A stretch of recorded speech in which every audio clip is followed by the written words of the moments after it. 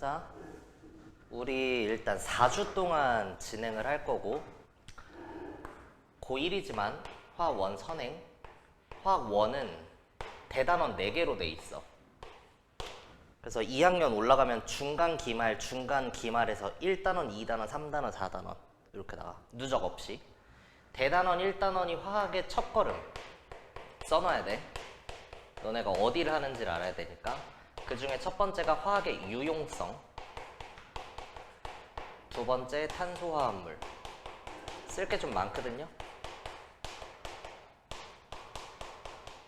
세 번째가 물질의 양, 몰이라고 하는 파트. 네 번째가 화학 반응.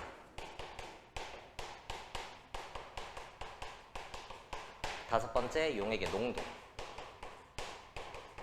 우리 안 합니다, 요거. 2학기 기말고사 끝나고 겨울방학 시작하는 그 시점에 여기부터 쭉 나갈 거라는 거.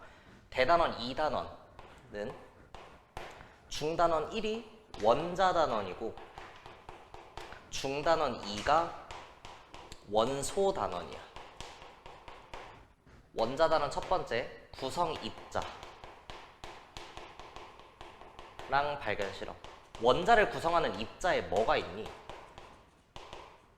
원자핵, 전자, 양성자, 중성자 이런 것들을 어떻게 발견했는지 이런 얘기하고, 그 다음 두 번째가 동위원소,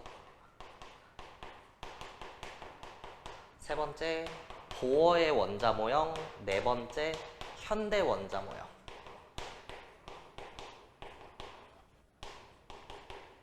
이고요. 원소 단원은 보통 주기적 성질이라 그래. 원자랑 원소의 차이는 알아? 원소는 입자의 종류 관점이고 원자는 그 자체, 그 입자 개수 관점이죠. 오케이.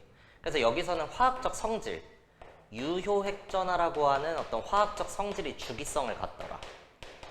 두 번째 반지름이라고 하는 화학적 성질. 세 번째 이온화 에너지라고 하는 화학적 성질. 그래서 얘네들의 주기율표상의 위치에 따른 경향성, 증가하는지 감소하는지, 예외가 있다면 어떤 예외가 있고 왜 있는지 그런 내용들을 배우고, 이게 이제 1학기 범위야. 그다음 대단원 3단원, 우리가 여기부터 나갈 건데, 사실 화원 구성은 요래.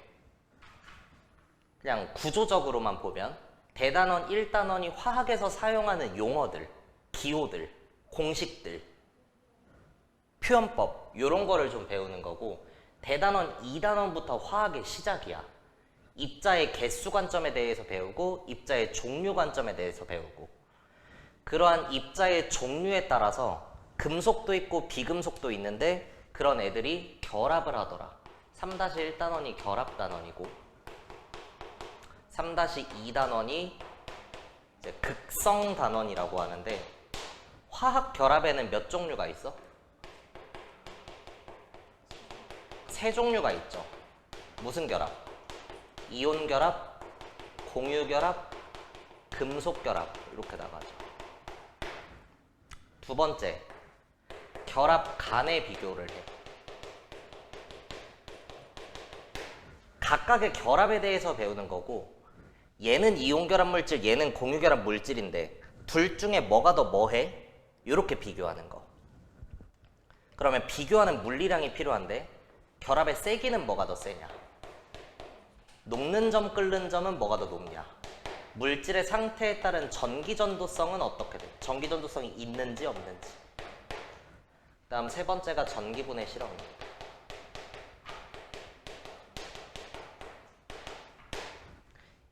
그리고 나서 3-2단원은 극성단원이라고 써놨는데, 사실 요거는 화학 결합 중에 공유 결합에 대해서 좀 더 디테일하게 배우는 단원이다.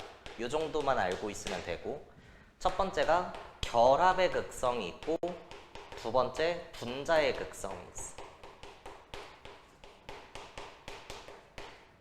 그래서 우리 방학 특강은 여기로 구성을 했어요. 4주 동안 대단원 3단원을 다 끝낼 거야. 화원에 대단원이 4개 있다고 했으니까 화학원의 전범위 중에 25%를 호서가 마무리 짓는 거야. 안녕. 4주 동안. 앞에 놓친 거 영상 봐. 어느 정도 수준까지 할 거냐면 내가 지금 만든 교재가 고등학교 3학년 수능 대비하는 교재거든. 그거의 일부거든. 그리고 뒤에 넣어놓은 문제들은 고3 교육청 평가원 기출문제야. 그래서 고3들이 푸는 문제들 중에 3단원 내용은 다 풀 수 있게끔. 그러니까 화원의 25%를 4주 동안 마무리 짓는다 이렇게 생각하면 되고, 마지막 대단원 4단원 2학기 기말고사 범위가 역동적인 화학 반응이라 그래서 첫 번째가 가역 반응과 동적 평형,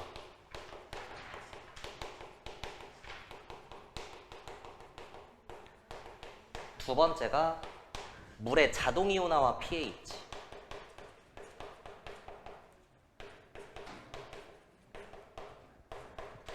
pOH, 세 번째 산염기 중화 반응, 네 번째 산화환원 반응,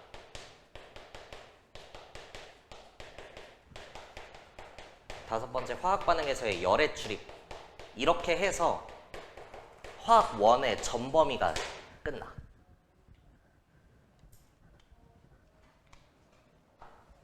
근데 이제 수능 화학을 기준으로 단원별 난이도가 어떻게 되냐면, 화학의 유용성은 B킬러고 탄소화합물 B킬러고 물질의 양 파트, 몰 파트가 준킬러 중에서도 제일 어렵게 나와. 수능 화학이 몇 문제인 줄 아니? 20문제입니다. 2점짜리 10개, 3점짜리 10개에서 50점 만점. 그러니까 뒤로 갈수록 어려워지거든, 화학은. 19, 20번이 킬러 문제고 17, 18번이 준킬러 문제야. 그 중에 준킬러의 소재야. 만약에 얘가 준킬러로 나오면 엄청 어렵게 나와. 화학 반응식에서의 양적 관계가 킬러 단원이야. 용액의 농도도 준킬러 단원이에요. 그러니까 어렵거든, 이게. 그래서 보통 첫 걸음도 잘 못 떼고 그냥 끝나버려. 대단원 1단원이 저렇게 돼 있어서. 그래서 우리가 1단원은 방학 동안 다루기가 너무 빡세서 안 하는 거고, 대단원 2단원에 구성입자랑 발견 실험 B킬러고요. 동위원소 준킬러 소재고, 보어의 원자 모형은 수능 기준으로는 출제가 안 돼. 내신에서만 나와. 그리고 나서 현대 원자 모형부터 주기적 성질을 다 엮어서 이 내용을 한 큐에 한 문제로 뽑아. 주기적 성질 문제로. 그리고 퀴즈 형식으로 문제를 내. 그러니까 요 내용 하나라도 놓친 게 있으면 무조건 문제가 틀려. 좀 양이 많은데 어쨌든 난이도 자체는 높지 않지만 엮여 있어서 시간이 좀 오래 걸릴 수 있다. 대단원 3단원은 화원의 이 단원 중에 제일 쉬워. 여기는 전체적으로 B킬러야. 그래서 우리가 다루는 거야. 너무 어려운 수준으로 해봤자 큰 의미가 없을 것 같고, 쉬운 문제에서 점수 확보가 되는, 수능에 20문제가 나온다고 했잖아. 그 중에 한 5문제가 여기서 나오거든. 그 5문제를 풀 수 있게 되는 거야. 오케이? 대단원 4단원의 가역 반응과 동적 평형은 B킬러고, 물의 자동 이온화와 pH 준킬러고, 중화 반응은 소재가 중화 적정에서 한 문제 나오고 중화 반응에서 한 문제가 나와. 산화환원 반응도 산화수법이라고 하는 거에서 한 문제가 나오고 금속의 반응성이라고 하는 거에서 한 문제가 나와. 뭐 고1이니까 너무 어렵게 생각할 필요 없이 중화 적정 준킬러고 중화 반응 킬러 문제고, 산화수법 준킬러 중에서 난이도가 엄청 높아. 17, 18번에 찍힐 수 있는 게 몰 파트랑 산화수법 파트. 나머지의 준킬러라고 써놓은 건 14번, 15번, 16번 요런 애들이야. 금속의 반응성은 교육과정이 너네가 지금 몇 년도 교육과정인지 아니? 1호 교육과정이야. 그 전이 공구 교육과정이고 이 뒤에 현재 중3들이 22 교육과정이야. 어쨌든 당신들은 여기에 있는데 공구 교육과정 때까지는 금속의 반응성이 킬러로 나왔었어. 근데 교육과정이 개편되고 나서는 출제가 안 되고 있었어. 근데 최근에 21학년도 수능부터 스멀스멀 문제가 나오면서 엄청 쉽게 문제가 나오는데 계속해서 출제가 되면서 난이도가 조금씩 높아지고 있거든. 그래서 얘는 언제든지 킬러 문제로 나올 수 있는 소재야. 화학 반응에서의 열의 출입은 원래 B킬러로 나오던 애인데 얘가 안 나올 때는 B킬러로 출제가 되다가 얘가 출제가 되면서 얘는 이제 안 나오고 있는 약간 이런 추세예요. 화원의 전체적인 흐름은 이렇다라고 하는 거.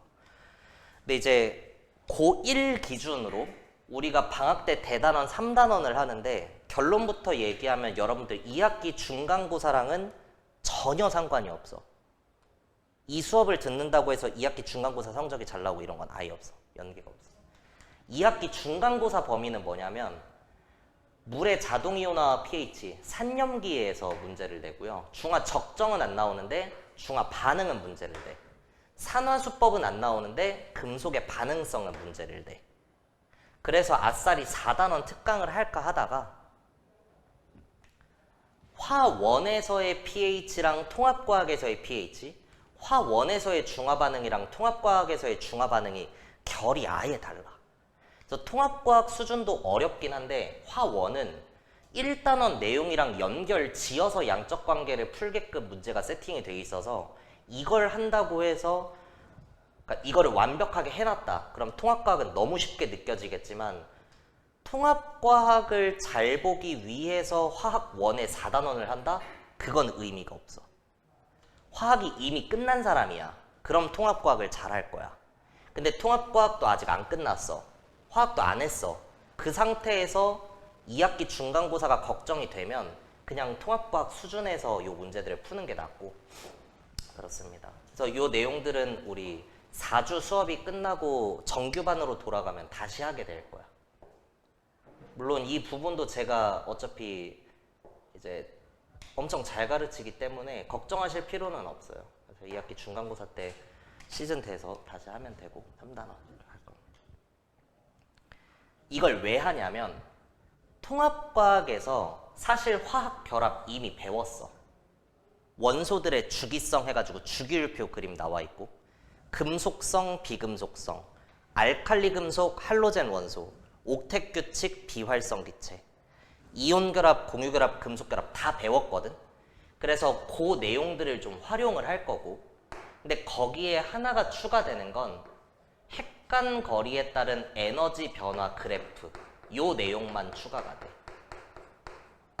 그리고 나한테 통합과학이 내용을 배웠으면 화학결합의 세기, 녹는점, 끓는점, 전기전도성 이미 다 해줬어.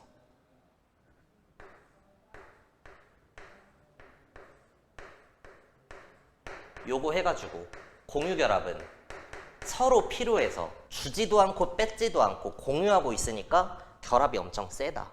요런 얘기 했었거든. 그래서 요 내용들 좀 활용할 거고 통합과학에선 안 배우지만 화원에서 배우는 전기분해 실험이라고 하는 내용이 있어. 그래서 요 내용까지가 한 4시간 정도 걸리고요.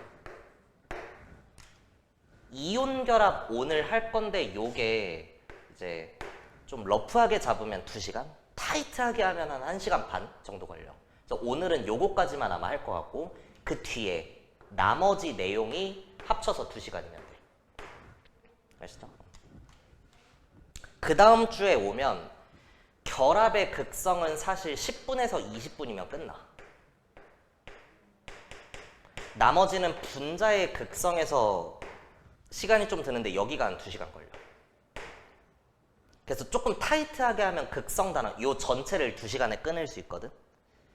그래서 요번 주에 요거, 다음 주에 여기, 그 다음 주에 여기를 마무리 지으면 3주 만에 개념이 끝나고 4주 차에는 시험을 보는 형태. 아니면 4주 차에 1시간 정도는 문제 풀이하고 나머지 1시간 동안 시험 보는 약간 그런 스타일로 갈 겁니다.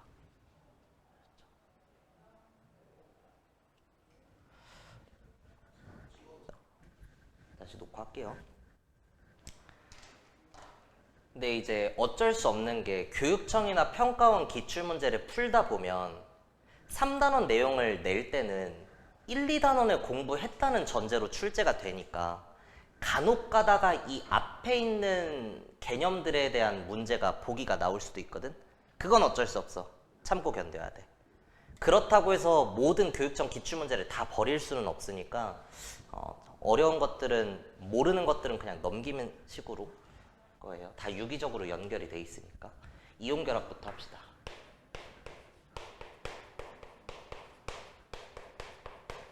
이온결합이 뭐야? 금속 더하기 비금속. 이러면 맞아? 맞아. 여기서부터 개념을 좀 바꿔야 돼. 맞지? 왜냐하면 BeF2나 BF3, 베릴륨은 금속이야. 플로리는 비금속. 붕소는 준금속이고 플로리는 비금속이죠. 이건 알아?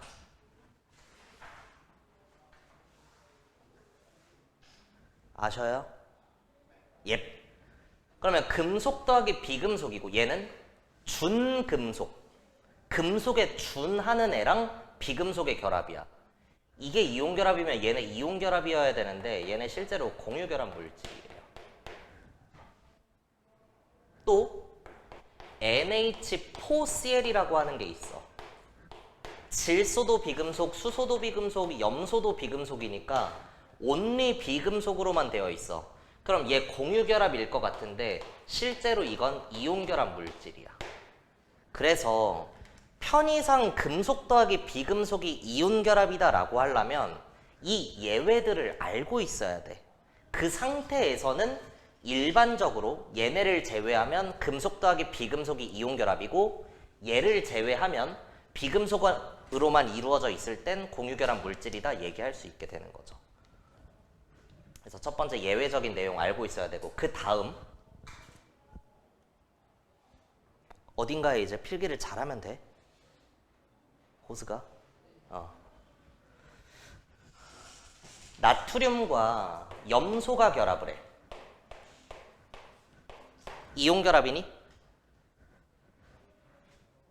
이온결합이죠. 얘네는 결합을 하지 않습니다.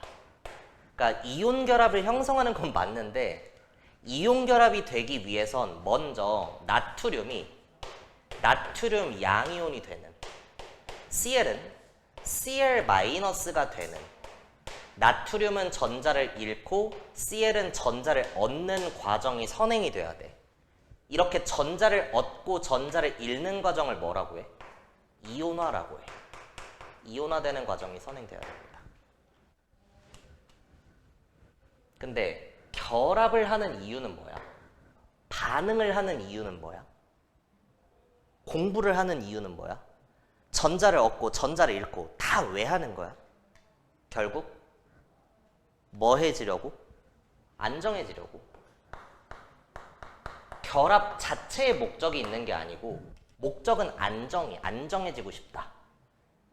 결합을 통해 안정해질 수 있는 거죠. 마찬가지야. 전자를 잃건 전자를 얻건 다 결국 안정해지려고 하는 거고, 화학적으로 안정하다는 건 무슨 규칙을 만족하는 거야? 옥텟 규칙을 만족하는 거죠. 모르는 거 있으면 얘기하셔야 돼요. 비활성 기체의 전자 배치가 되는 거야. 그러면 이온화되는 과정을 통해 나트륨은 원래 전자가 몇 개니? 나트륨은 원자 번호가 몇 번이니? 11번이니까 11개 있어야 돼. 근데 하나 잃어서 10개인 누구? 네온의 전자 배치가 되는 거죠. Cl은 원자 번호 몇 번이야? 17번이야. 근데 하나 처먹었으니까 누구의 배치가 돼? 18개. 아르곤의 배치가 되는 거야. 이렇게 NA랑 Cl은 결국 이온화가 되면 비활성 기체의 전자 배치가 됐으니까 이미 안정해졌어. 그럼 결합할 필요가 있어 없어? 없는 거죠. 근데 안정해지고 보니까 한 새끼는 플러스 한 새끼는 마이너스라서 이 둘 사이에 정전기적 인력이 발생해. 그냥 땡겨. 이 힘을 뭐라고 하는 거야? 이걸 이온결합이라고 하는 거예요. 그래서 앞으로는 뭐 편의상 머릿속으로 혼자 생각할 때 금속 더하기 비금속이라고 할 수 있지만 엄밀한 의미에서는 양이온과 음이온 사이의 정전기적 인력이다 라고 하셔야 돼요. 이온결합이 뭐야? 양이온과 음이온 사이의 정전기적 인력으로 형성된 결합입니다.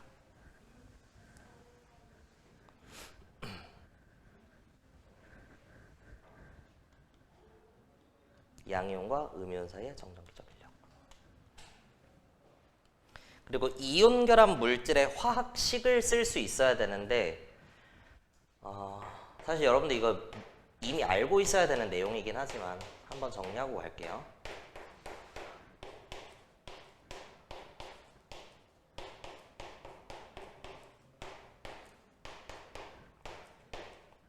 다 쓸까?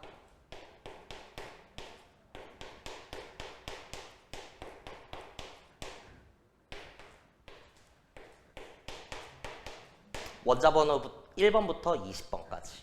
그리고 FCl, BrI, 브로민과 아이오딘까지는 알아놔야 되지.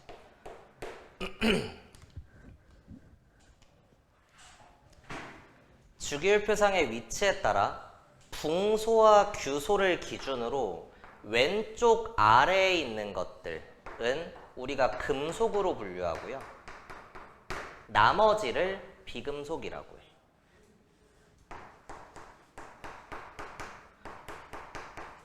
붕소와 규소는 금속 자체는 아닌데 그에 준하는 준금속이라고 하지. 이 분류 기준의 이름을 보면 기준이 되는 건 누구라는 거 알 수 있어? 남자와 여자로 나눈 게 아니고 남자인 것과 남자가 아닌 것으로 구분을 지었어. 그럼 기준이 뭐야? 남자야. 얘는 기준이 금속인 거죠. 그래서 중요한 건 금속인 것과 얘는 그냥 금속이 아닌 것 이렇게 써놓은 거야. 금속은 금속으로서의 정확한 특징이 있어. 금속성이 있다라고 하는. 관점을 잘 알아놔야 돼. 비금속은 왜 비금속이야? 금속성이 없어서야.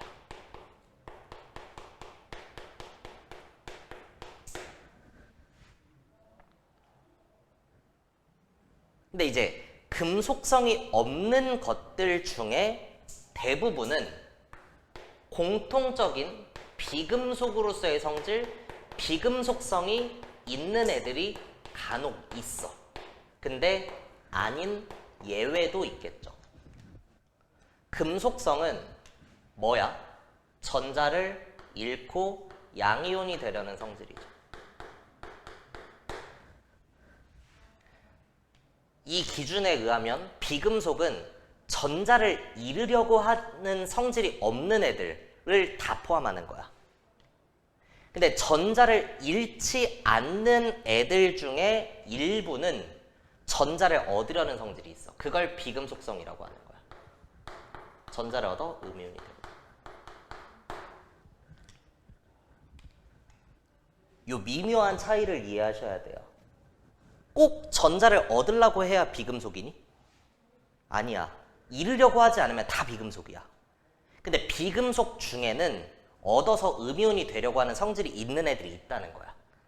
근데 아닌 애들도 있는 거죠. 그 대표적인 예시가 탄소나 규소. 탄소야, 탄소. 규소는 중금속이니까. 탄소는 14족 원소로서 4개를 얻기에도 애매하고 잃기도 애매해서 공유성이 엄청 큰 애야. 얘는 이온성이 거의 없어.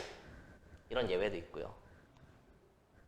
또 헬륨, 네온, 아르곤은 주기율표상의 위치에 따라 금속이 아니니까 비금속으로 분류는 하지만 전자를 얻으려는 성질이 없어. 전자를 왜 얻으려고 할까? 이 새끼들을. 왜 전자를 잃으려고 할까? 왜 결합을 하는 거야? 다 안정해지려고. 불안정하니까. 근데 헬륨, 네온, 아르곤은 몇 쪽이니까? 헬륨, 네온, 아르곤. 이 새끼들 몇 쪽이야? 18족 같은 애들이죠. 그쵸? 18족 같은 비활성 기체들은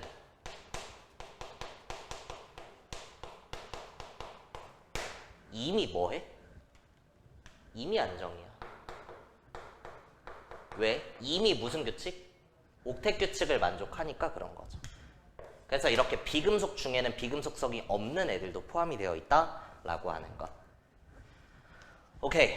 그 다음 금속은 정리 쭉 잘 하시고요. 전자를 이르려는 성질이 있고 받아주는 애가 없다면 이 전자들이 자유전자로 존재하면서 이 자유전자에 의해 나타나는 특징, 열전도성, 전기전도성이 크다.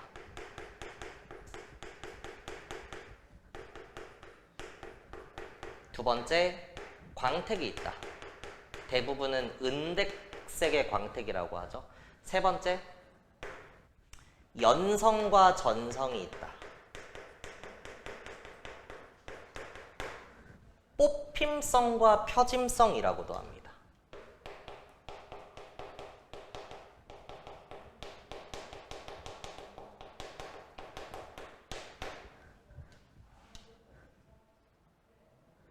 뽑힘성과 펴짐성. 구리 같은 금속 얇게 하나의 선으로 쭉 빼가지고 전선처럼 만들 수 있는 거고, 네 뚝배기는 망치로 때리면 부셔지잖아. 근데 금속은 뚝까 패면 펴지거든. 펴짐성이 있다. 이걸 연성과 전성이라고 함. 다 자유전자 때문에 나타나는 특징. 비금속은 금속이 아니라서 비금속인 거고, 전자를 이르려는 성질이 없으니까 자유전자가 없어서 그냥 열전도성, 전기전도성이 없다. 광택이 없다. 연성과 전성이 없다. 끝. 이렇게 나옵니다.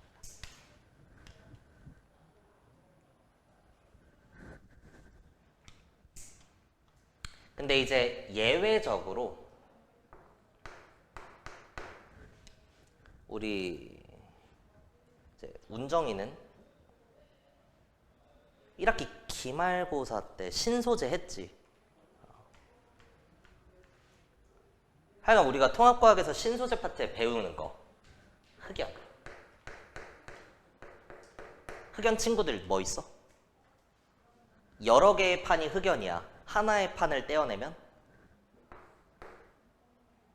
그래핀. 나선 모양으로 꼬아 놓으면 탄소 나노 튜브라고 하죠. 얘네는 자유전자가 있어서 열전도성, 전기전도성이 있다라고 해줘야 돼. 그 이유, 흑연은 얘기한 대로 여러 개의 판으로 되어 있고 이 판들의 구성 원소는 탄소인데 이 탄소가 육각 링의 배열을 가져. 이런 식으로 쭉 결정 구조를 이루고 있죠. 이때 어떤 탄소를 알파탄소 중심으로 보더라도 결합이 세 방향으로만 이루어져 있어. 어떤 탄소를 중심으로 보더라도 항상 세 방향으로만 되어 있어. 근데 탄소는 몇 쪽이야? 14쪽으로서 원자과 전자가 4개인데 그중 3개만 결합에 참여하니까 남은 하나가 자유전자로, 남은 하나가 자유전자로 이렇게 튀어나오는 거야. 그래서 구조적으로 탄소의 배열 때문에 원자과 전자 중에 남아도는 전자가 자유전자로 있어서 얘네는 모두 다 자유전자가 있으니까 열전도성, 전기전도성이 크다, 이렇게 얘기할 수 있다 하는 거죠. 근데 이제 원자과 전자 수가 또 뭔지 몰라. 그건 네 잘못이야. 근데 이걸 모르면은 답이 없어. 그래서 네 인생의, 내 인생의 마지막 정리야. 우리 2번 다시 이거 하지 말자. 최외곽 전자나 원자과 전자나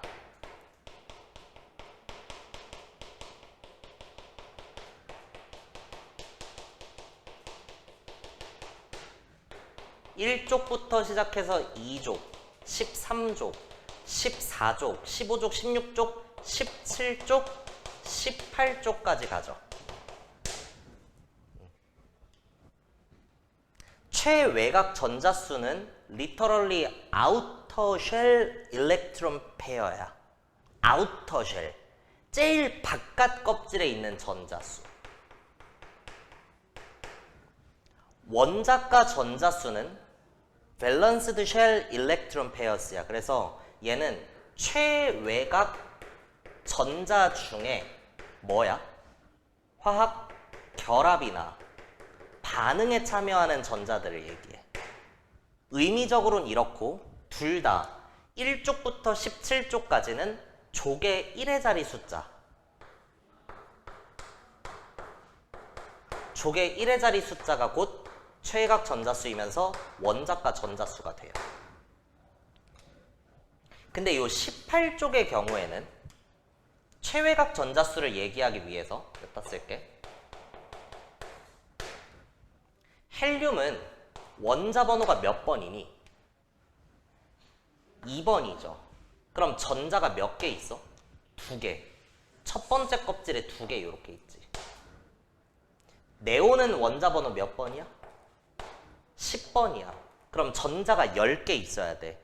근데 첫 번째 껍질에 최대 몇 개 들어가? 2개. 두 번째 껍질엔 최대 8개 들어가죠. 그러니까 얘는 최각이 8개인 거야. 아르곤은 첫 번째 껍질에 2개, 두 번째 껍질에 8개, 세 번째에 8개 이렇게 되죠. 결국에 18쪽에 최외곽 전자수를 얘기할 때는 헬륨은 2개고 네온과 아르곤은 8개다 이렇게 해줘야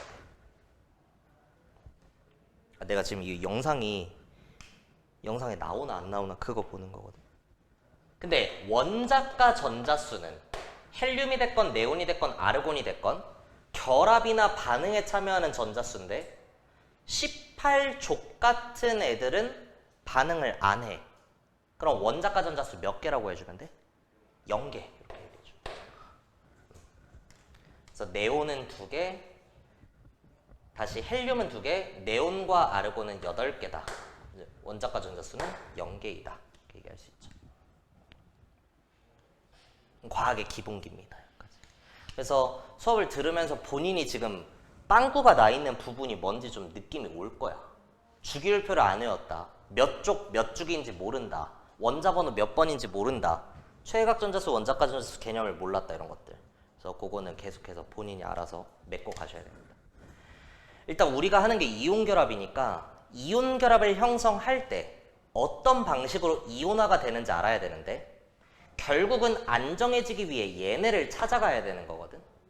그럼 리튬은 전자를 하나 잃으면 얘처럼 될 수 있고 나트륨도 하나 잃으면 네온처럼 칼륨 하나 잃으면 아르곤처럼 베릴륨은 이가, 마그네슘 이가, 칼슘 이가죠. 2족이니까 알루미늄은 3가가 돼요. 그래서 금속들은 최외곽, 원자가 전자를 잃는 게 더 빨라서 리튬이 얻어서 지금 비활성 기체가 되려면 얻고 또 얻고 또 얻고 또 얻어야 돼. 죄송한데 그 영상 보내주신 7개를 얻는 것보다 하나를 잃는 게 빠르니까. 내가 이걸 뭐라고 표현하냐면 금속은 안정해지는 과정에서 전주기 비활성 기체, 나트륨, 마그네슘, 알루미늄은 전주기, 2주기의 비활성 기체, 전주기 비활성 기체의 전자 배치를 따른다라고 해. 그래서 금속 원소기호를 보면 이 새끼가 몇 가 양이온이 될지 당연히 알아야 되고 이온이 됐을 때 누구의 배치가 되는지도 알아야 돼. 오케이? 내가 아까 잠깐 얘기했지만 베릴륨이나 붕소는 뭐 다양한 요인에 의해서 이온 결합을 잘 형성하진 않아요. 그래서 중요한 건 이 새끼들 제끼고 나머지 6마리야. 리튬, 나트륨, 마그네슘, 알루미늄, 칼륨, 칼슘. 오케이? 그리고 탄소랑 규소도 14족이라 공유성이 큰 애들이니까 잘 이온 결합을 형성하지 않고 이 뒤에가 또 중요하지. 질소는 15족이니까 5개가 있어. 3개를 더 얻어야 돼. 안정해지기 위해서. 3가 음이온이 되죠. 16쪽은 6개니까 2개를 얻으려고 해서 2가 음이온. 17쪽은 7개니까 하나가 부족해서 하나를 얻으니까 1가 음이온.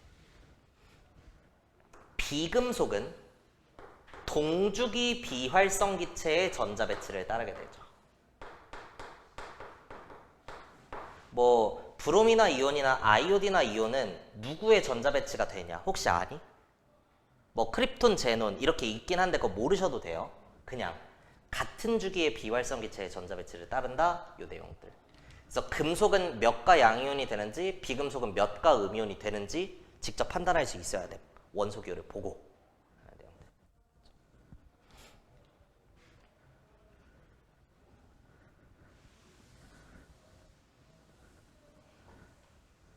그래서 요거 아마 수행평가에서 했을 텐데 산화나트륨이면 화학식을 어떻게 쓰면 될까? 화학식에 띄어쓰기가 있으면 전화분리가 있다는 거고요.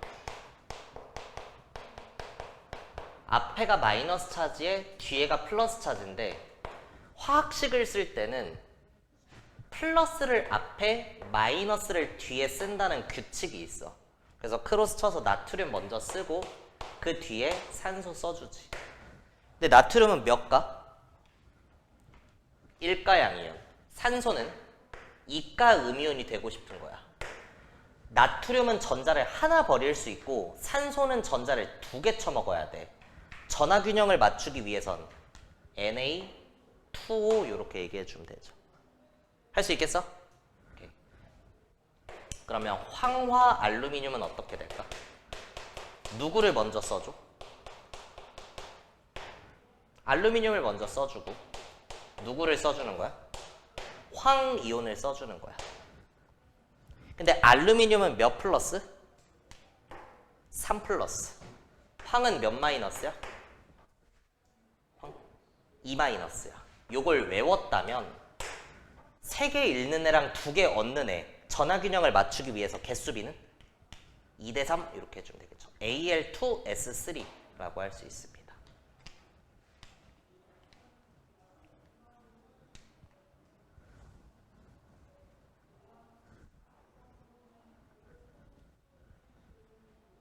됐죠? 근데 간혹 문제를 풀다 보면 이런 걸 또 내거든. 황산 나트륨은 화학식이 뭐냐? 라고. 그럼 뭐를 먼저 써줘? 나트륨을 먼저 써야겠지. 그리고 나서 뭐를 써줘야 돼? 황산 이온을 써줘야 돼. 황산 이온의 화학식이 뭔지 아니? SO4 2-야. 그래서 얘도 마찬가지.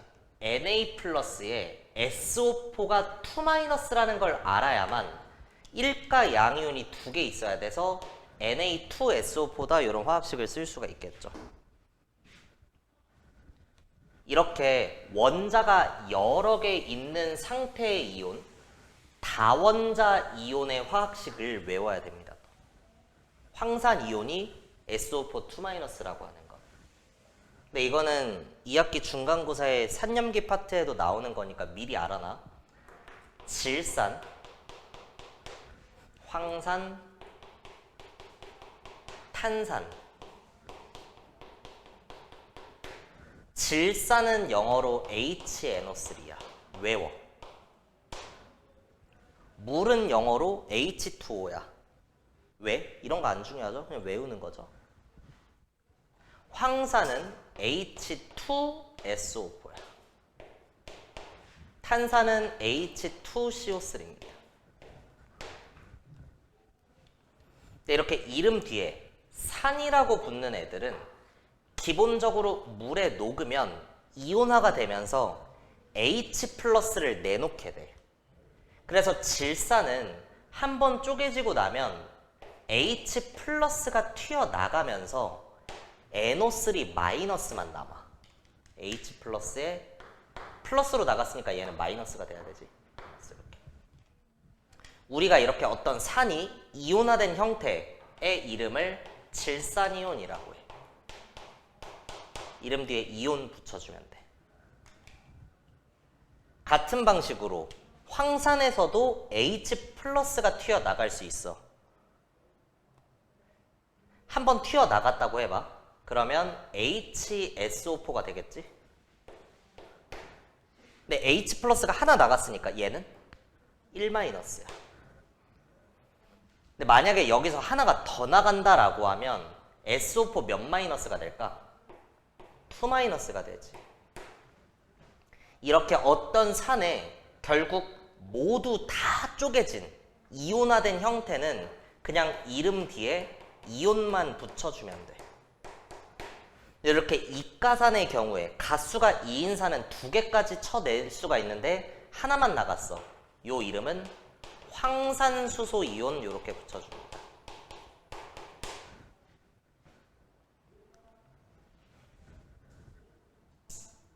얼추 한 파트 끝나가요. 탄산은 H가 2개니까 몇 개 낼 수 있어? 2개 낼 수 있는 거야. 하나만 떨어지면 화학식이 어떻게 될까? H, CO3, 마이너스. H 플러스가 나가고 나면 얘가 남겠지. 하나가 더 떨어지면 어떻게 될까? CO3, 2 마이너스, 2 마이너스 이렇게 되겠죠. 그럼 이 새끼 이름은 뭐라고 하면 돼? 탄산수소 이온이라고 하면 되지. 요 새끼 이름은 뭐라고 하면 될까? 다 떨어졌으니까 탄산이온 이렇게 바꿔줍니다. 이렇게 외우고요. 2개만 더 그냥 외워놔. 암모늄 이온이라고 하는 거. 혹시 아니? 암모늄 이온? 뿌리옥 박테리아에 의해 질소 고정이 되는 형태. 모르시죠? NH4 플러스입니다. 수산화 이온이라고 하는 것도 있어. 수산화. 이름 알아? OH 마이너스.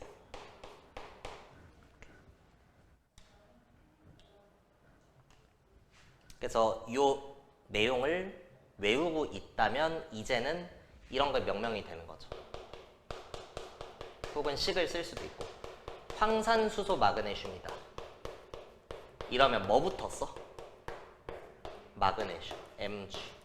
그 다음 뭐를 쓰는 거야? 황산수소 이온이니까 이름 어떻게 돼? H, SO4 이렇게 써주면 되죠. 근데 마그네슘은 몇 플러스였어? 빨리 얘기해줘. 그래야 쉬지. 2 플러스였고 HSO4는 합쳐서 몇이야? 1 마이너스야. 그러면 HSO4가 2개 있어야 되지. 그래서 이 경우엔 괄호치고 2 이렇게 써주면 됩니다. 괄호를 안 치면 산소가 42개 있다 돼서 이상해지니까 괄호 쳐주면 된다. 할 수 있겠어? 탄산수소 나트륨 해보요.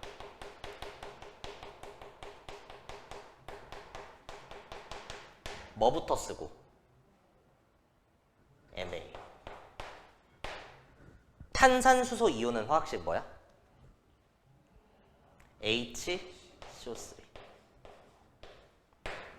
근데 NA는 1 플러스였고 HCO3는 합쳐서 1 마이너스니까 1대1로 결합할 수 있죠. NaHCO3입니다. 요게 베이킹 파우더의 주성분이에요.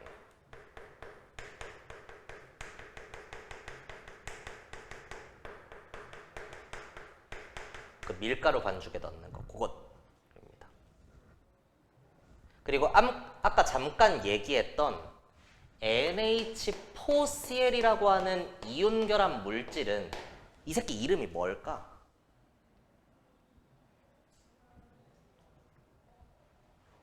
NH4Cl은 NH4 플러스의 Cl 마이너스니까 전화 분리가 일어났어. 그럼 한국식으로 명명할 때는 마이너스를 먼저 읽고 양이온을 읽어주는 거야. Cl 마이너스를 뭐라 그래? 염화이온이라고 하고 NH4 플러스는 뭐였어? 암모늄, 염화 암모늄입니다. 역으로도 추론할 수 있더라 라고 하는 거. 오케이, 명명까지 끝.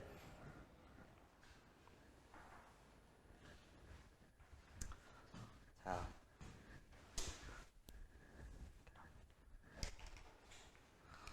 이제 통합과학에서 배우지 않았던 내용, 핵간거리에 따른 에너지 변화 그래프.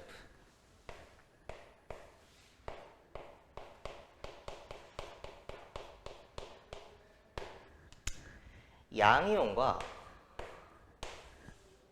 음이온이 결합을 할 때 뭐 무한정 가까우면 좋을지 적당하면 좋을지 먼 게 좋을지를 생각해 보겠다는 거야. 근데 이 양이온과 음이온의 원자 핵 간의 요 거리에 따라서 이 둘 사이에 작용하는 힘, 이온 결합력이 얼마나 커지는지, 그거에 따라 얼마나 안정해질 수 있는지, 결국은 가장 안정한 곳에서 결합을 형성하게 됩니다.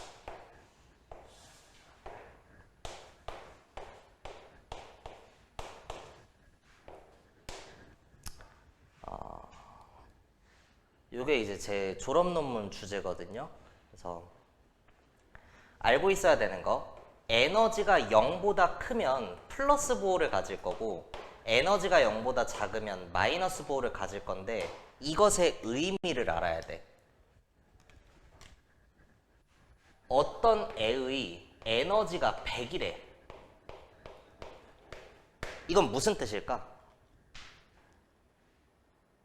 에너지가 100이다. 무슨 말일까? 100만큼 불안정하다는 뜻이야. 에너지 준위에서 플러스 보호의 의미는 불안정이야. 어떤 애의 에너지가 마이너스 30이래. 이건 무슨 의미일까? 30만큼 안정하다라는 뜻이야.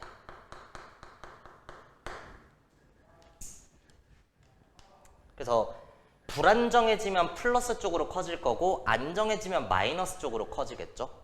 하나 더, 에너지 변화량의 보호도 있어. 에너지 변화량이 플러스 100이래.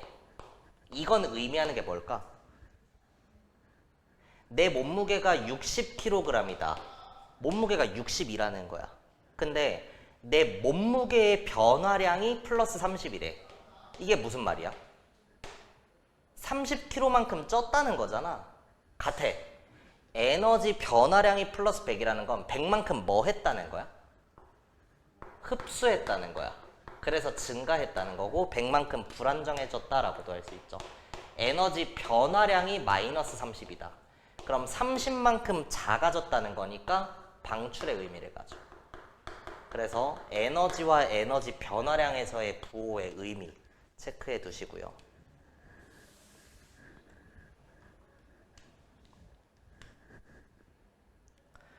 양이온과 음이온 사이의 거리가 가까워지면 괜찮지?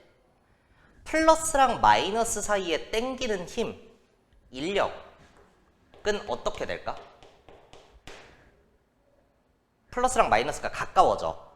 가까워지면 가까워질수록 인력은 증가하겠죠.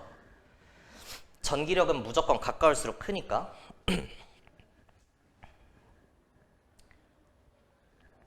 이온 결합의 형성 원리가 양이온과 음이온 사이의 정전기적 인력이니까 인력이 증가한다는 건 그만큼 결합 형성 원리를 잘 따른다는 거야.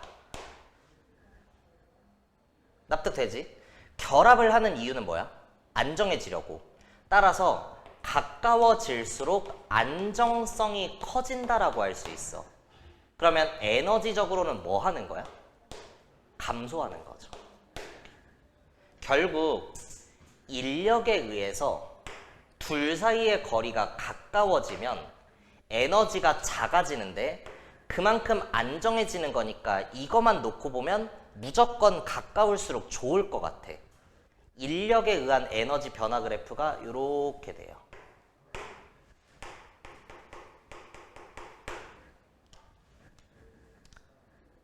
이것만 보면 가까우면 무조건 좋은 거지. 안정하니까. 근데 둘 사이의 거리가 가까워질수록 양이온과 음이온 사이에 작용하는 반발력이라고 하는 전기력도 커지는 거야. 요거를 한 파트 이해하고 가야 돼요. 양이온과 음이온 사이에 반발력이 있니? 플러스랑 마이너스 사이에 반발력이 있어? 만약 이게 양성자랑 전자였다면 반발력 없겠지. 그죠? 근데 지금 여기서 얘기하는 건 양이온과 음이온이야. 플러스랑 양성자랑 중성자 무조건 땡기기만 해.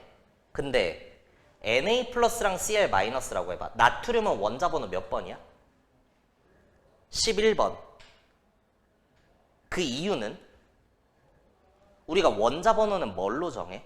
그 원자가 가지는? 양성자 수로 정하죠. 나트륨의 원자 번호가 11번이니까 역으로 양성자가 11개 있다는 거 알 수 있고, 원자 상태일 땐 전기적으로 중성이니까 전자도 11개였었는데 1가 양이온이니까 하나 잃어서 10개가 되는 거지. Cl- 마찬가지야. 원자 번호 몇 번? 17번. 따라서 양성자가 17개. 그럼 Cl1가 음이온은 전자 하나 처먹었으니까 18개야. 결국에 각각의 이온이 플러스랑 마이너스가 되는 이유는 양성자가 더 많아서, 전자가 더 많아서인 거지만 여전히 양이온과 음이온은 플러스 차지의 양성자도 가지고 있고 마이너스 차지의 전자도 가지고 있으니까 이 둘이 가까워지면 가까워질수록 양성자 간의 반발력도 커지고 전자 간의 반발력도 커져서 반발력도 가지고 있는 거예요. 오케이? 정전기적 인력이 결합 형성 원리니까 반발력이 커진다는 건 반대로 결합 형성 원리에 반하는 거고, 그 말은 불안정성이 커지는 거니까 에너지적으로는 증가한다라고 할 수 있지. 따라서 반발력에 의해 둘 사이의 거리가 가까워질수록 에너지는 커지는 그러한 요인도 가지고 있더라라고 하는 겁니다. 이게 반발력에 의한 에너지 변화. 결국 양이온과 음이온은 항상 인력과 반발력이 동시에 작용하면서 밀당하는 관계로 이러한 인력과 반발력을 동시에 고려했을 땐 이런 그래프 개형을 가지게 돼요.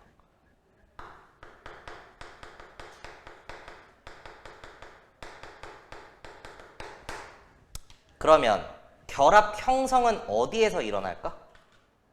인력과 반발력을 동시에 고려했을 때 가장 에너지가 낮은 여기가 되겠죠. 결합 형성 지점입니다.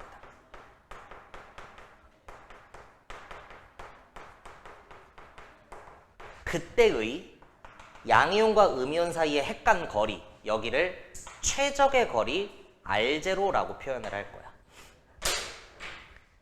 둘 사이의 거리가 R0일 때 결합이 형성된다는 것입니다. 처음엔 조금 낯설 수는 있지만 논리적으로 납득이 안 되는 건 없을 거예요. 그래서 공부하시면 되고, 여기서 체크 포인트가 두 가지가 있어. 첫 번째, 에너지가 0이 되는 곳.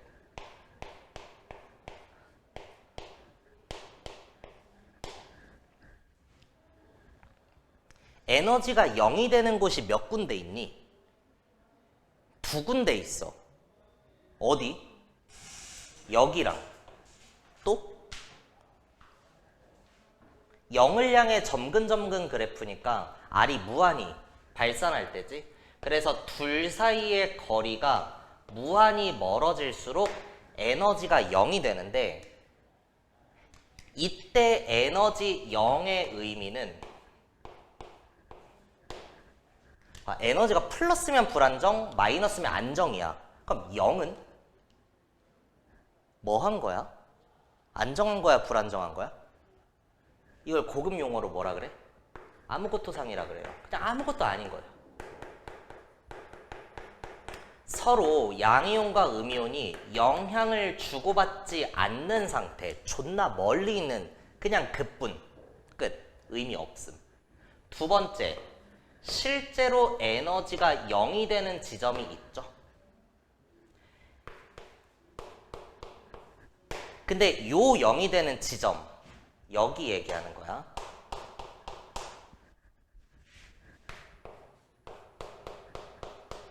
이곳에서 에너지 0은 분명히 인력도 존재하고 반발력도 존재해.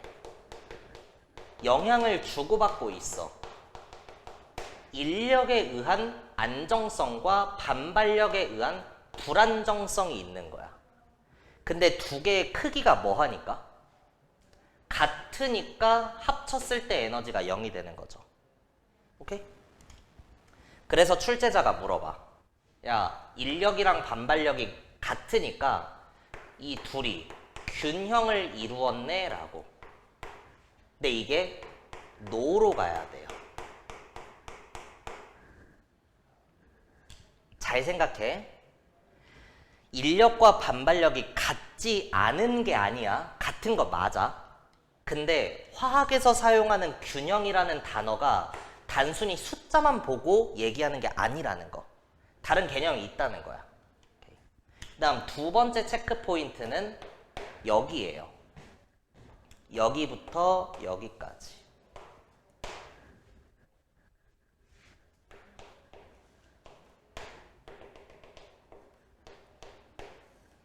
요 구간.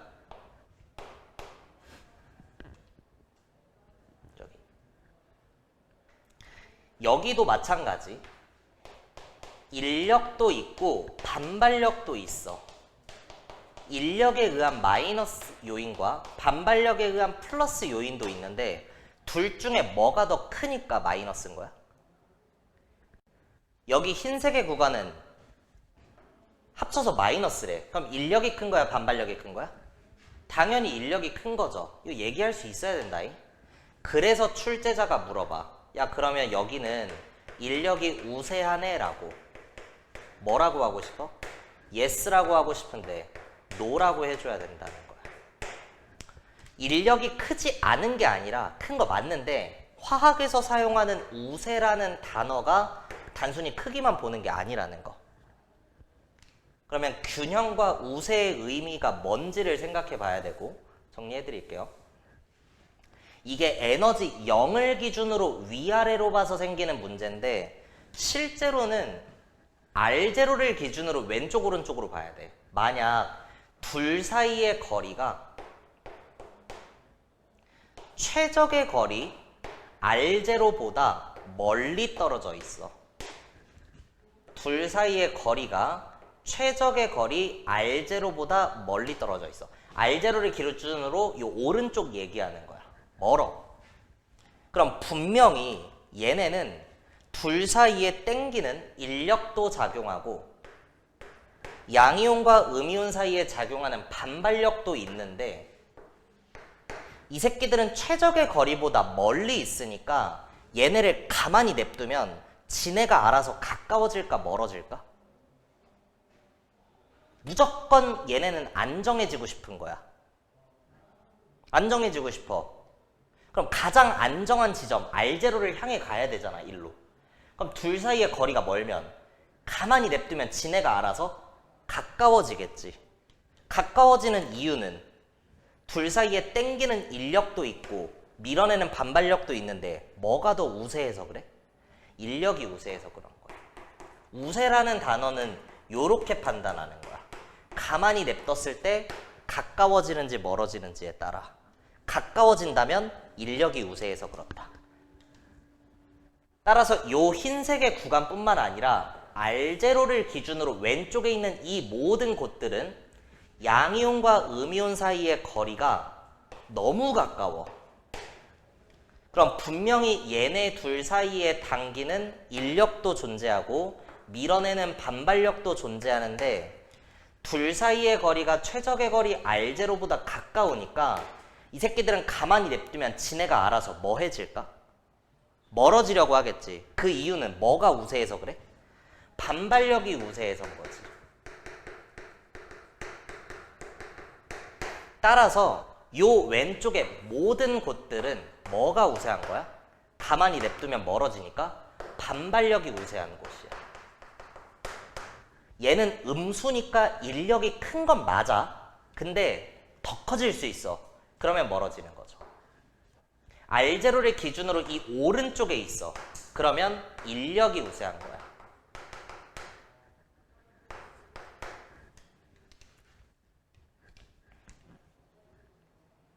이렇게 핵간거리에 따른 에너지 변화 그래프 개형까지 판단할 수 있습니다. 다음 이제 내가 아까 목차 정리를 잠깐 해줬는데 내가 정해놓은 순서에 의하면 이온 결합 배우고 공유 결합 배우고 금속 결합 배운 다음에 화학 결합의 세기를 다 같이 비교하게끔 이제 정리를 해놨는데 어쩔 수 없이 문제를 풀다 보면 이온 결합 물질 내에서의 결합의 세기를 비교할 때가 있거든. 그래서 미리 정리해 줄게. 이온 결합의 세기 교재에 나와 있어요. 쿨롱 법칙이라고 해서 이온 결합은 결국 양이온과 음이온 사이의 정전기적 인력이니까 전기력으로 판단하면 되고 전기력을 나타내는 법칙이 쿨롱 법칙이야. 쿨롱 힘이라고 하는 거. 이때 이온 결합력은 두 이온 사이의 거리 제곱에 반비례하고 양이온과 음이온의 전하량의 곱에 비례합니다. 근데 이게 너무 당연한 말이긴 하거든. 그리고 역학적 시스템 할 때 질량을 가진 두 물체 사이에는 서로 끌어당기는 힘이 있다. 그거 뭐라 그래? 만유인력, 중력이라고 하죠. 만유인력 공식이 뭐야? F는 G 곱하기 R 제곱분의 M1M2지. 이거 내 수업에서는 다 했었다잉. 그냥 이런 법칙이 있어. 만유인력 법칙이 있고 전자기력 법칙이 있고 강력 법칙, 양력 법칙이 이렇게 다 따로따로 있는 건데 통합과학 수준에서는 이렇게 하잖아. 이 비례상수는 거의 생각할 필요가 없고 두 물체가 멀수록 중력은 약해지고 무거울수록 중력은 커진다. 이 정도. 전기력도 마찬가지야. 생각해봐. 플러스랑 마이너스가 멀리 있을 때랑 가까이 있을 때 중에 뭐가 더 잘 땡길까? 가까이 있을 때. 가까이에 있으면 땡기는 힘이 크다니까 반비례하는 거야. 근데 계산을 해보니까 제곱에 반비례하는 것뿐. 이건 받아들여야 돼. 또 플러스 1이랑 마이너스 1이 땡기는 거랑 플러스 2랑 마이너스가 2가 땡기는 것 중에 뭐가 더 세? 아래 게 더 세겠죠. 전하량이 클수록 잘 땡기는 거야. 그래서 저 첫 번째 Q1, Q2가 전하량의 곱 얘기고요. 두 번째 R제곱이 둘 사이의 거리. 이 중에 Q1, Q2가 더 큰 요인이고 두 번째 만약 전하량의 곱이 같다면 사이즈를 비교하시오. 흐름은 이렇게 갑니다. 여기서 하나만 뭐 좀 정리할까? 이 만유인력 상수 G 같은 걸 뭐라고 하는지 아니? 비례상수라고 해. 비례상수는 비례식을 등식으로 바꾸기 위한 어떤 숫자야. 이거는 관찰에 의해 발견하는 거야. 뭐 어떤 실험을 진행할 때 이렇게 가정을 해볼게. 학교 시험 성적에 영향을 주는 요인이 오로지 공부 시간밖에 없다. 그러면 성적은 시간에 비례한다라고 할 수 있지. 그럼 1시간 공부하면 성적이 1점 나오니? 아니야, 이거는. 관찰을 해봤어. 1시간 공부하는 애는 10점이 나오고 2시간 공부하면 20점이 나와. 그럼 5시간 공부하는 애는 몇 점이 나올까? 100점이 나오겠지. 어떻게 계산했어? 성적은 시간에 비례하는데 그 앞에 이걸 등식으로 바꾸기 위해서 곱하기 몇 해주는 거야? 어머, 미안. 50이 나와야 되지. 10시간 하면 100점이 나올 거고 시간을 성적으로 바꾸기 위해 곱하기 10을 해주면 돼. 이 10이 비례상수인 거야. 이건 관찰을 통해서 추론하고 발견하는 거예요. 그러니까 이 숫자 자체는 의미가 없어. 우리는 이 비례식 대소관계 판단만 하면 되는 거라서. 실제 힘이 몇 뉴턴이냐라고 하는 건 저기에 비례상수를 곱해주기만 하면 되는데 이제 고등 과정에서는 이런 거를 할 일이 없습니다. 그냥 의미적으로는 그렇다 정도. 자, 세기를 비교해보자. NaCl이랑 MgO 중에 뭐가 더 셀까? 이런 거야. 그러면 NaCl은 몇 플러스에 몇 마이너스야? 1 플러스에 1 마이너스고 MgO는 2 플러스에 2 마이너스지. 그럼 전하량을 곱해보면 Q1, Q2가 몇이야? 1. 2 곱하기 2는 4. 전하량의 곱이 더 크니까 결합은 더 세다? 끝. 사이즈는 비교할 필요가 없어. Q1, Q2가 더 큰 요인이라서. 오케이? 그리고 이온 결합 물질의 경우에는 이온 결합의 세기가 셀수록 녹는 점과 끓는 점도 높아. 녹는 점, 끓는 점이 높다는 건 녹이기, 끓이기 쉽다는 거야? 어렵다는 거야? 어렵다는 거죠. 그래서 NaCl과 MgO에 녹는 점과 끓는 점을 비교하면 뭐가 더 높냐라고 했을 때도 아래 게 더 높다 이렇게만 해주면 됩니다.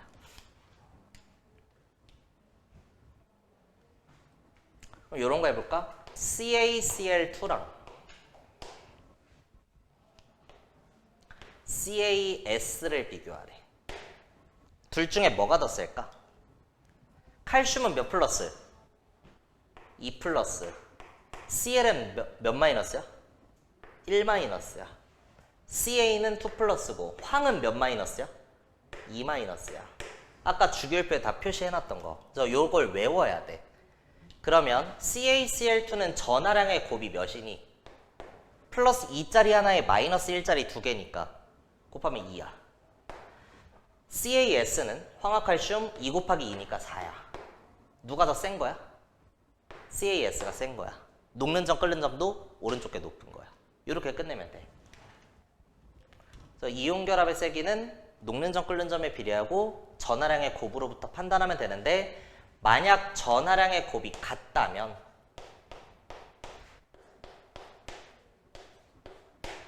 사이즈를 비교해야 되는 거죠. NaF도 1 플러스에 1 마이너스, 1 플러스에 1 마이너스야. 그럼 이 새끼들은 전하량의 곱이 1로서 같거든. 그러면 얘네들은 사이즈를 비교해 줘야 되는데 Na 플러스는 공통 요인이니까 생각할 필요가 없어. F 마이너스랑 Cl 마이너스를 비교하면 돼. 근데 F 마이너스는 누구의 전자 배치가 됐냐 아까? 네온의 전자 배치고요. Cl 마이너스는 아르곤의 전자 배치야. 네온은 껍질 몇 개야? 2개. 2층짜리 건물이고 아르곤은 3주기니까 껍질 3개야. 3층짜리 건물. 그럼 둘 중에 사이즈는 뭐가 더 클까? 오른쪽 아르곤. Cl-가 더 큰 거야. 그러면 사이즈가 클수록 결합은 뭐해? 약해. 반비례니까. 따라서 누가 더 결합이 세다? NaF가 세다? 이렇게 내주면 돼. 오케이? 만약 양이온과 음이온의 종류가 다 달라지면 어떡하나요? 예를 들어 전하량의 곱이 같은데 한 새끼가 양이온은 큰데 음이온은 작아. 얘는 양이온은 작은데 음이온은 커. 그런 건 때려 죽여도 여러분들한테 비교하게 안 내요. 우리는 무조건 정성적으로 대소관계 판단이 돼야 되니까 하나를 고정시켜 놓고 나머지 하나만 바꾼다던가 혹은 양이온도 크고 음이온도 크고 양이온도 작고 음이온도 작고 이렇게 기준을 맞춰줄 거야. 그래서 애매한 경우는 절대 고민할 필요가 없습니다. 그래서 결합의 세기 이렇게 판단하면 됩니다. 마지막 NaCl의 용융 전기분해 실험. 여기까지 하면 이온 결합이 끝이 나요. 기본적으로 이온 결합 물질은 플러스 옆에 마이너스 옆에 플러스 옆에 마이너스 플러스 옆에 마이너스 옆에 플러스 옆에 마이너스 옆에 플러스 옆에 마이너스 옆에 플러스 옆에 마이너스 옆에 플러스 옆에 마이너스 이렇게 쭉 반복이 되거든. 우리가 생명과학에서 특정 단위체가 n번 반복되면 그걸 뭐라고 해? 맞지 마. 아미노산, 아미노산, 아미노산, 아미노산, 아미노산. 뉴클레오타이드, 뉴클레오타이드, 뉴클레오타이드, 이렇게 반복돼서 만들어진 물질을 뭐라 그래? 반복되는 과정은 뭐라 그래? 중합이라고 하고, 그렇게 만들어진 단백질이나 DNA, RNA 같은 그런 애들은 중합체라고 하죠. 화학에서는 특정 단위체가 붙고 해서 만들어진 이러한 형태를 결정이라고 해. 이온 결합 물질이나 금속 결합 물질은 기본적으로 결정 구조를 가지게 돼요. 받아들이셔야 됩니다. 반복이 돼. 그래서 플러스 옆에 마이너스 옆에 플러스 옆에 마이너스 이렇게 반복이 돼요. 이렇게 되어 있는 물질의 상태는 고체 상태라고 얘기할 수 있지. 이 고체 상태의 이온 결합 물질에다가 전극을 연결을 하는 거야. 한쪽에는 음극, 한쪽에는 양극, 이런 식으로.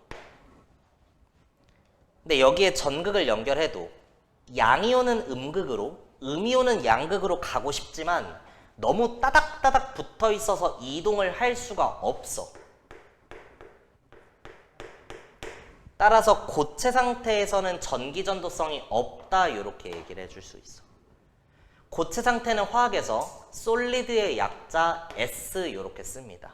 그래서 염화 나트륨 NaCl은 고체상에서 전기전도성이 없다라고 쓸 수 있는 거지. 그럼 얘를 전기가 통하게끔 해서 분해를 하고 싶은 건데, 전기를 통하게 하기 위해서 녹여주는 거야. 물에 녹이는 게 아니고 이렇게 흘러내리게 하는 거야. 녹는 점보다 높게 해서. 그러면 양이온과 음이온 사이의 거리가 상대적으로 멀어지죠. 액체 상태니까. 여기에다가 전극을 연결을 해. 음극과 양극 이런 식으로. 그러면 음이온은 양극으로, 양이온은 음극으로 이동할 수가 있게 되죠. 이렇게 분리가 된다는 거야. 이 과정, 녹이는 과정을 영어로는 멜팅이라고 하고 한국말로는 융해라고 합니다. 혹은 용융이라고도 해요. 그래서 염화 나트륨의 용융 전기분해 실험 이렇게 가는 거야. 이렇게 만들어진 물질의 상태는 액체 상태라고 할 수 있고, 액체 상태는 리퀴드의 약자 L 이렇게 쓰죠. 그래서 NaCl은 리퀴드, 액체 상태일 때 전기전도성 있는 거야. 그 이유는 때문이다. 이온 간의 거리가 멀어지기 때문에. 충분히 멀어져서 이동할 수가 있더라 라고 하는 내용.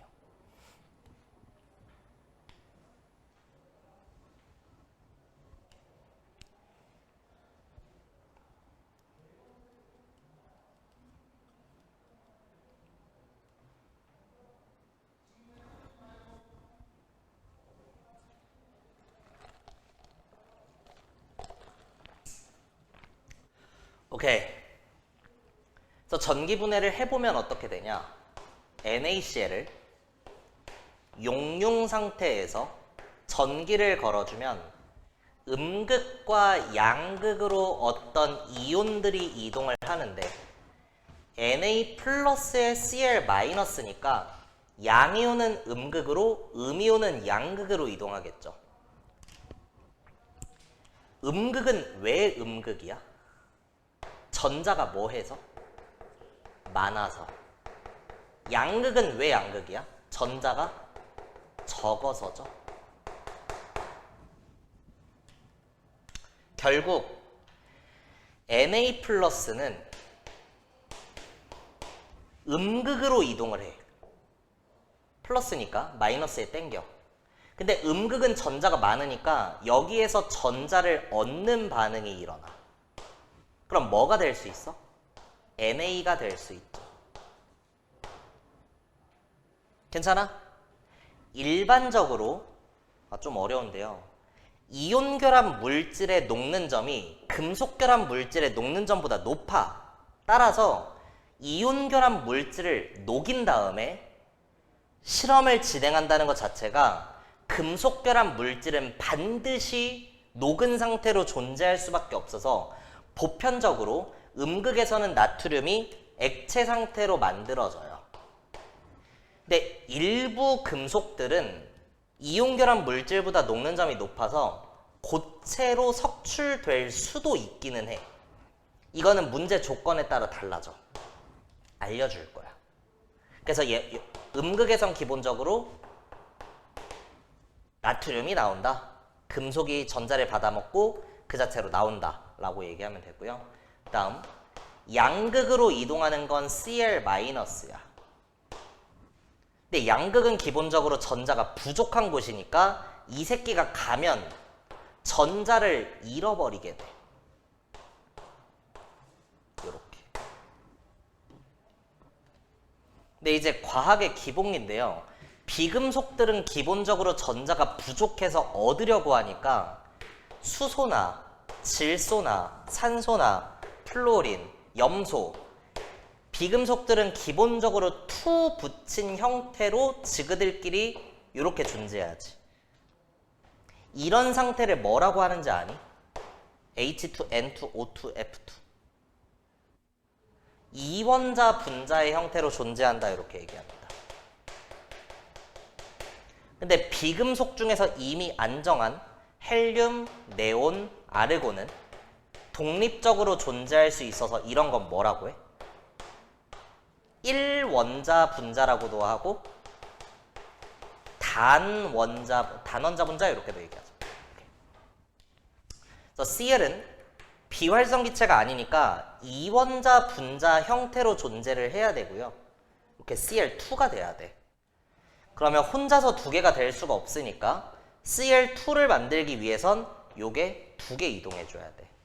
근데 얘는 분명히 전자를 두 개 내보낼 거고 NaCl은 1대1로 결합되어 있었으니까 Cl-가 두 개 반응할 때 Na+도 두 개 반응할 수밖에 없어. 그럼 Na+ 전자 두 개 쳐먹어야 되고 Na 두 개 나오겠죠. Cl2니까 한 개만 발생할 거고 전자가 이렇게 됩니다. 그래서 요 식을 더해보면 NaCl이 쪼개졌을 때 음극에선 나트륨이 그대로 튀어나오고 양극에선 비금속이 만들어지는데 투 붙이고 기체로 발생한다 이렇게 알아두시면 돼요. 그럼 Cl2가 되기 위해선 얘가 하나 만들어지려면 NaCl 두 개 쪼개져야 되고 그럼 나트륨은 두 개 나오겠죠. 결국 음극과 양극에서 발생하는 물질의 개수비 화학에서는 원자 분자 이온과 같이 크기가 작은 입자를 셀 때 묶음 단위인 몰수라고 하는 걸로 세죠. 개수비나 몰비나 똑같은 말입니다. 그래서 2대1의 몰비로 발생한다, 2대1의 개수비로 발생한다, 만들어진다, 다 맞는 표현이에요. 이렇게. 주간지 좀 줘볼래?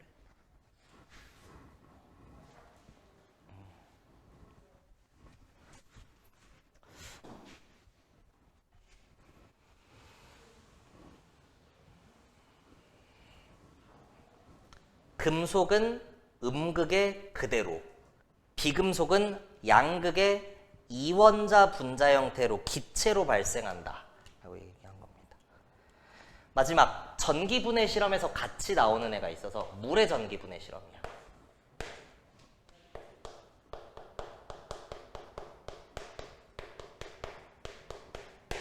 근데 순수한 물은 전기전도성이 없기 때문에 소량의 뭐를 넣어줘야 돼? 전해질을 넣어줘야 돼.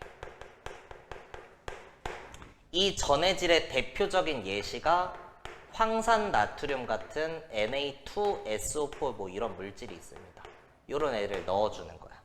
그러면 물에 녹이면 Na 플러스 2개랑 SO4 2- 나트륨 이온과 황산 이온으로 쪼개져요. 이 상태로 전극을 걸어주면 쉽게 할게.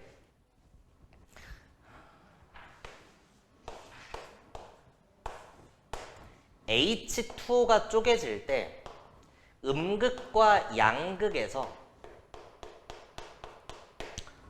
각각 수소기체와 산소기체가 만들어집니다.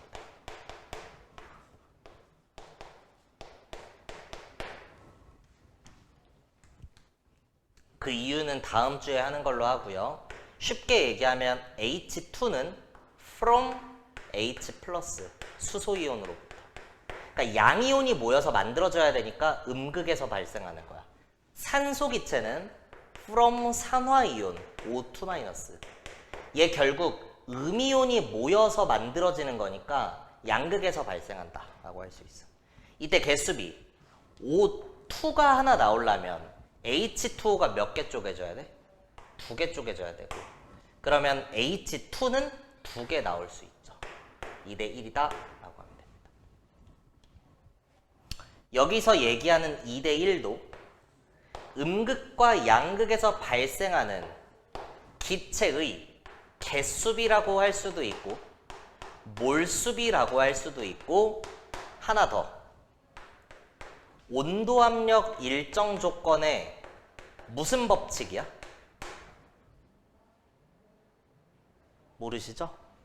몰수랑 온도가 일정하면 보일의 법칙, 분자수랑 압력, 몰수랑 압력이 일정하면 샤를의 법칙, 몰수랑 온도랑 압력이 다 일정하면 보일-샤를의 법칙, 온도랑 압력만 일정하면 아보가드로 법칙입니다. 아보가드로 법칙에 의해 기체의 부피랑 기체의 분자수는 비례해.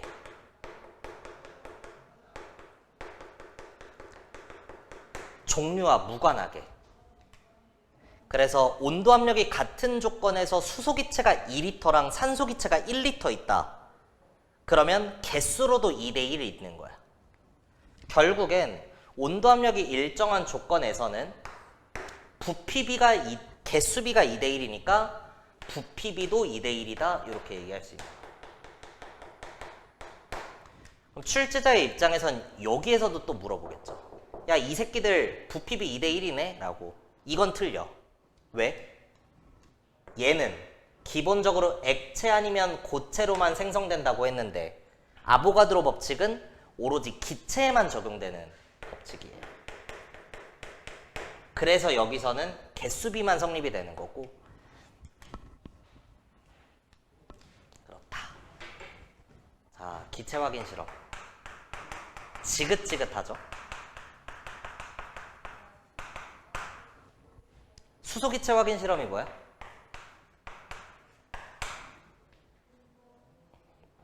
어떤 기체가 막 뽀글뽀글 발생해. 이 기체가 진짜 수소인지 아닌지 확인하는 방법. 불에 갖다 대면 퍽 소리가 나면 탄다죠? 불퍽. 그래서 무슨 성 기체라고 해? 가연성 기체라고 하죠. 연소를 더 일어나게 해주는 성질이 있다. 산소기체 확인 실험은 뭐야?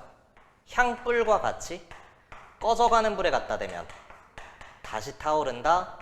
조연성 기체라고 하죠. 그 다음 이산화탄소 기체 확인 실험은 뭐야? 어디에 통과시키면? 석회수에 통과시키면 뿌옇게 흐려진다 까지 해두시면 됩니다. 왜 이걸 알아야 되냐면 물의 전기분해 결과 음극에서 발생하는 기체는 수소이다. Yes. 음극에서 발생하는 기체를 포집하여 불에 갖다 대면 퍽 소리가 나면 탄다. 이것도 yes. 음극에서 발생하는 기체를 포집하여 음극에서 발생하는 기체는 가연성 기체이다. 이것도 yes야. 그래서 같은 말에 대해서 다양하게 표현할 수 있으니까 기체 확인 실험은 반드시 알고 계셔야 되고요. 오케이. 일단 내용 요 정도 하겠습니다. 숙제는 이온 결합 파트 끝났으니까 교육청 기출문제 몇 쪽까지야? 22문제인가 있었던 것 같은데?